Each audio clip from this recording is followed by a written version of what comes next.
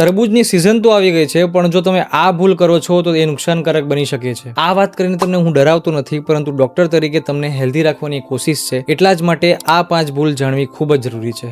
પહેલું, વધુ માત્રામાં ખાવું. તરબૂચ હેલ્ધી તો છે, પણ તેમાં પાણીનો ભાગ વધારે પડતો હોય છે, જેના કારણે બોડી જલ્દી એને એબ્ઝોર્બ કરે છે, અને જો એકસાથે વધારે માત્રામાં ખાવામાં આવે તો બ્લડ શુગર વધી શકે છે, અને ખાસ કરીને ડાયાબિટીસમાં. બીજું, ઓવર ઇટિંગના કારણે બ્લોટિંગ, પેટ ફૂલાવું અથવા ડિસ્કમ્ફર્ટ થઈ શકે છે. ત્રીજું, રાતે સૂતા પહેલા મોટી માત્રામાં ખાવું. રાતે સૂતા પહેલા મોટી માત્રામાં ખાવાથી પેટમાં ભારેપણ લાગતું હોય અથવા પેશાબ માટે વારે ઘડી રાતના ઉઠવું પડે, જેના કારણે ઊંઘ પણ પૂરી થતી નથી. ચોથું, કાપેલું તરબૂચ સાચવવું. કાપ્યા પછી તરબૂચમાં બેક્ટેરિયા વધવાની શક્યતા રહેતી હોય છે, જેના કારણે ફૂડ પોઈઝનિંગ થઈ શકે છે. એટલા જ માટે તેને ડાયરેક્ટ કાપીને ખાવું જોઈએ, સાચવીને નહીં. ને જો ઠંડુ કરીને ખાવું હોય તો તેને કાપ્યા વગર ડાયરેક્ટ ફ્રીજમાં રાખીને પછી ખાઈ શકો. પાંચમું, કિડની કે હાર્ટ વાળા પેશન્ટ માટે ફ્લુઇડ રિસ્ટ્રિક્શન હોય છે, તો મર્યાદિત માત્રામાં ખાવું, કારણ કે તેમાં પાણીની ભરપૂર માત્રા હોય છે. એટલે તરબૂચ 100% હેલ્ધી હોય છે, પણ કેટલું, ક્યારે અને કોના માટે એ જાણવું ખૂબ જ મહત્વનું છે.